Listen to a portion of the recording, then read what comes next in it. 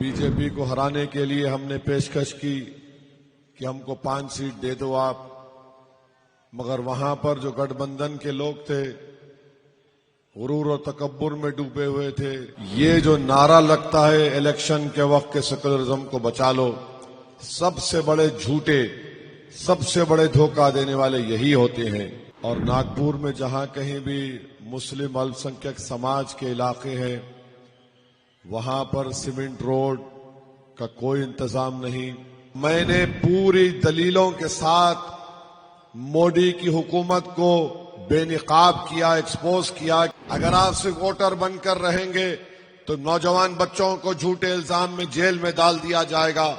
اگر آپ صرف ووٹر بن کر رہیں گے تو مسلمانوں کے بچے اور بچیاں اسکول کی تعلیم سے محروم ہو جائیں گے۔ بسم اللہ الرحمن الرحیم۔ السلام علیکم ورحمۃ اللہ وبرکاتہ۔ معزز حاضرین کرام، بزرگان قوم اور ملت، عزت دار ماں اور بہنوں، غیور نوجوان ساتھیوں، منچ پر بیٹھے ہوئے مجلس اتحاد المسلمین کے تمام ذمہ داران، جناب یوسف پنجانی صاحب نائب صدر مہاراشٹرا اور تمام مجلس اتحاد المسلمین کے 17 امیدوار، یہ میری خوش قسمتی ہے کہ میں آج دوبارہ ناگپور کو آنے کا موقع ملا اور ایک اللہ کے ولی کے آستانے کے قریب سے آپ تمام کو مخاطب کرنے کا مجھے موقع مل رہا ہے۔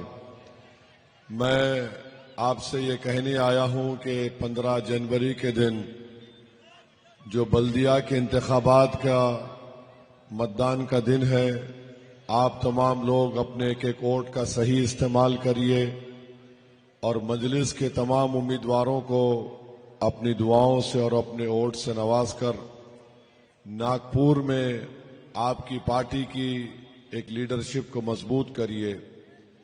یقیناً بہت سے ڈیولپمنٹ کے ترقیاتی کاموں کو انجام دینا ہے، مگر اس بات کی تکلیف مجھے ہے کہ مرکزی وزیر نتن گڈکری کی پارلیمانی کانسٹیٹوئنسی میں یہ حصہ آتا ہے اور ناگپور میں جہاں کہیں بھی مسلم الپ سنکھیک سماج کے علاقے ہیں، وہاں پر سیمنٹ روڈ کا کوئی انتظام نہیں، سیوریج لائن کا کوئی انتظام نہیں، اور پھر بہت سے ایسے تکالیف ہیں۔ تو یہ ایک الیکشن ایک بہترین موقع ہے آپ کے لیے کہ آپ اپنے ووٹ سے اپنے امیدوار کو کامیاب کریے تاکہ وہ آپ کے علاقوں میں ڈیولپمنٹ اور وکاس کا کام کروا سکیں۔ میں آپ سے بار بار یہی کہہ رہا ہوں کہ الیکشن آپ کو زمینی سطح سے اپنی لیڈرشپ کو بنانے کا ایک بہترین موقع آپ کو فراہم کرتا ہے، اور مجلس اتحاد المسلمین نے ہمیشہ یہی کوشش کی کہ آپ کے ووٹ سے اپنے نمائندوں کو کامیاب کیا جائے۔ مخالفین بہت ہیں مجلس اتحاد المسلمین کے، ان کے پاس سوائے الزامات لگانے کے کچھ نہیں کہہ سکتے، مگر میں ان کے الزامات کا جواب دیتے دیتے تھک تو نہیں گیا ہوں مگر بیزار ہو چکا ہوں، کیونکہ آپ جتنا بھی ان کو سمجھائیں گے یہ سمجھتے کہ یہ بڑا کارنامہ کر رہے ہیں۔ ہم بہار میں چناؤ لڑے، بی جے پی کو ہرانے کے لیے ہم نے پیشکش کی کہ ہم کو 5 سیٹ دے دو آپ، مگر وہاں پر جو گٹھ بندھن کے لوگ تھے غرور اور تکبر میں ڈوبے ہوئے تھے، انہوں نے کہا کہ آپ سے الائنس نہیں کریں گے۔ ہم نے انتخابات میں حصہ لیا، 29 اسمبلی سیٹ پر مقابلہ کیا۔ وہ جو 4 MLAs کو ہمارے یہ لوگ توڑ کر لے کر گئے تھے، وہ 4 کے ساتھ ہم نے اختر الایمان صاحب کی سیٹ پر دوبارہ کامیابی حاصل کی اور 5 سیٹ پر ہم جیت گئے۔ کانگریس پارٹی 60 سیٹ پر الیکشن لڑی اور ان کے صرف 6 سیٹ پر ان کو کامیابی حاصل ہوئی ہے۔ تو میں آپ کو بتا رہا ہوں کہ جو لوگ سیکولرزم کا ایک جھوٹا سیاسی نعرہ لگاتے ہیں، سب سے زیادہ نقصان اگر الپ سنکھیک سماج مسلمانوں کو کسی نے کیا یہ جو نعرہ لگتا ہے الیکشن کے وقت کے سیکولرزم کو بچا لو، سب سے بڑے جھوٹے، سب سے بڑے دھوکہ دینے والے یہی ہوتے ہیں۔ یقیناً میں سیکولرزم میں یقین رکھتا ہوں، مگر وہ سیکولرزم جس کو بھارت کے سمویدھان میں ذکر کیا گیا ہے۔ یہ جو سیاسی سیکولرزم ہے یہ ہمیشہ استعمال ہوا مسلمانوں کی لیڈرشپ کو ختم کرنے کے لیے یا ان کو بننے سے روکنے کے لیے۔ یہ جو سیکولرزم استعمال ہوا، یہ لوگ جو نعرہ لگاتے ہیں اس وقت کہاں رہتے ہیں لوگ جب مسلمان بچے جیلوں میں ان کی جوانی سڑ جاتی ہے؟ کہاں رہتے ہیں لوگ جب گھروں کو توڑ دیا جاتا ہے؟ تو میرے عزیز دوستوں اور بزرگوں، میری آپ سے ایک درمندانہ اپیل ہے کہ آپ ان چیزوں پر غور کریے۔ آپ کا ووٹ بڑا قیمتی ووٹ ہوتا ہے، یہ ایک امانت ہے، اس امانت کا صحیح استعمال کریے۔ اور میں آپ سے گزارش کر رہا ہوں کہ مجلس اتحاد المسلمین آپ کی ایک بے باک آواز ہے۔ آپ نے دیکھا کہ مودی کی حکومت نے اجیت پوار کے ساتھ، شنڈے کے ساتھ، چندرا بابو نائیڈو کے ساتھ، نتیش کمار کے ساتھ بھارت کے آئین کانسٹیٹیوشن کے خلاف ایک وفق قانون کو بنایا۔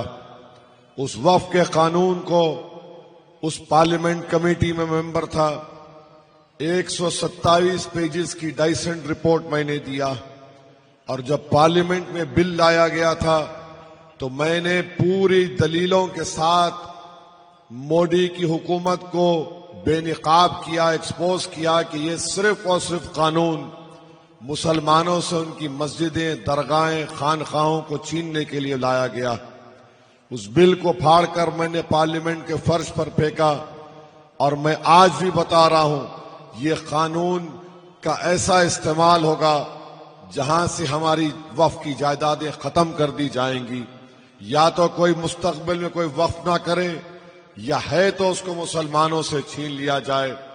دوسری طرف سیکولر نام نہاد سیکولر پارٹیاں ہیں۔ آپ پوچھئے ان لوگوں سے کہ ممبئی ٹرین بلاسٹ ہوا، 185 لوگوں کی موت ہوئی اور 11 مسلمانوں کو گرفتار کیا گیا، اور ان میں سے 19 سال تک یہ لوگ جیل میں تھے۔ آپ بتائیے، بمبئی ہائی کورٹ نے ان کو بری کر دیا۔ وہ 185 لوگ جو مارے گئے، ان کے افراد خاندان کے لوگ پوچھ رہے ہیں کس نے ہمارے رشتہ دار کو مارا یا ہمارے باپ کو مارا۔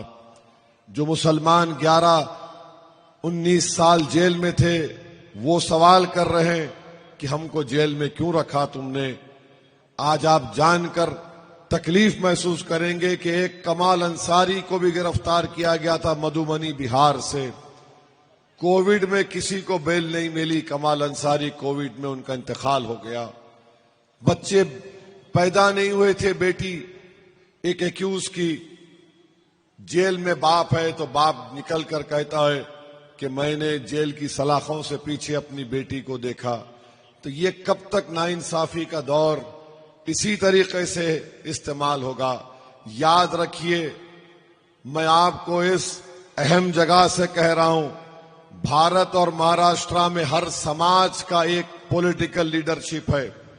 اگر کسی سمودائے کی پولیٹیکل ایجنسی نہیں ہے تو مسلمانوں کی نہیں ہے، اور ہم صرف ووٹر بن کر رہ گئے۔ اگر آپ صرف ووٹر بن کر رہیں گے تو گھر پہ بلڈوزر چلے گا۔ اگر آپ صرف ووٹر بن کر رہیں گے تو نوجوان بچوں کو جھوٹے الزام میں جیل میں ڈال دیا جائے گا۔ اگر آپ صرف ووٹر بن کر رہیں گے تو مسلمانوں کے بچے اور بچیاں اسکول کی تعلیم سے محروم ہو جائیں گے۔ اگر آپ ووٹر بن کر رہیں گے تو آپ کو سماجی انصاف نہیں ملے گا۔ اگر آپ ووٹر بن کر رہ جائیں گے تو عزت کی نگاہوں سے آپ کو کوئی نہیں دیکھے گا۔ جس دن آپ اپنی پولیٹیکل ایجنسی کو بنائیں گے، جس دن آپ شہری بنیں گے، حقوق آپ کو ملنا شروع ہو جائیں گے۔ سٹیزن وتھ رائٹس ایک ووٹر سے بڑا ہوتا ہے۔ یہ تمام سیاسی پارٹی، چاہے بی جے پی ہو، یہ اجیت پوار ہو، شنڈے ہو، یہ صرف ڈرا کر آپ کا ووٹ حاصل کرنا چاہتے ہیں۔ دوسری جانب کانگریس ہے، یہ صرف آپ کو ووٹر اس لیے بنانا چاہتی ہے تاکہ کچھ آپ کا کام نہ ہو سکے۔ مجلس آپ سے کہہ رہی ہے کہ آپ لیڈر بنیے، سٹیزن وتھ رائٹس بنیے، اپنی پولیٹیکل ایجنسی کو بنائیے. آج آپ دیکھتے ہیں کہ سپریم کورٹ نے حالیہ دنوں میں 2 نوجوانوں کو بیل نہیں دی. کیا آپ جانتے کیوں نہیں دی سپریم کورٹ نے بیل؟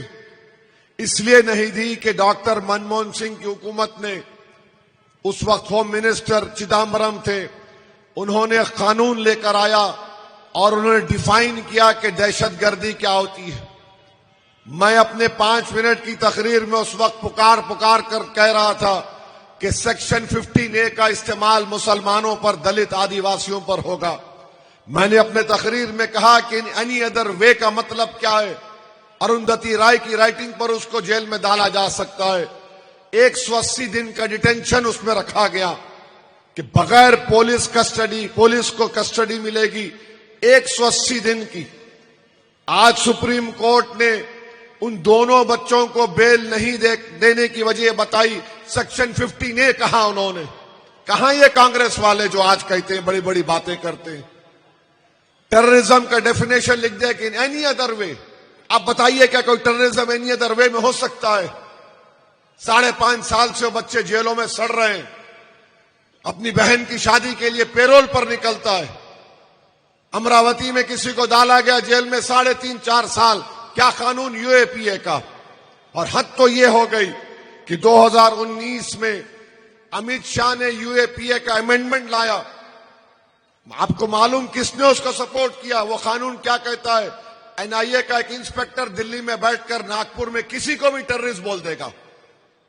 اس قانون کو سپورٹ کیا کانگریس پارٹی نے.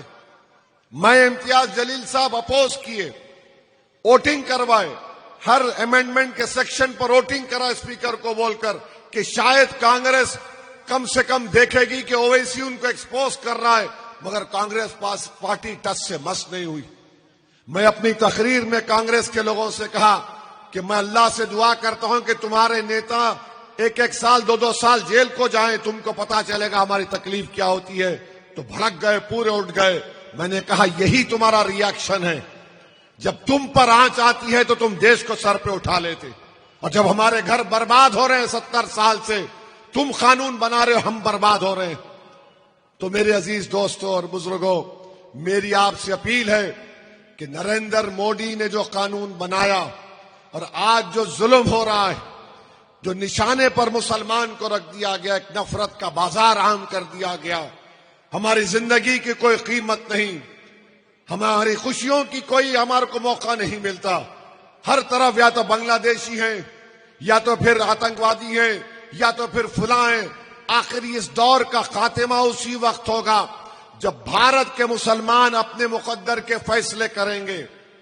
اور آپ اگر یہی سمجھیں گے نہیں یہ آئے گا وہ پارٹی، کوئی کسی کو آپ سے محبت نہیں ہے، صرف تمہارے ووٹ سے ہے.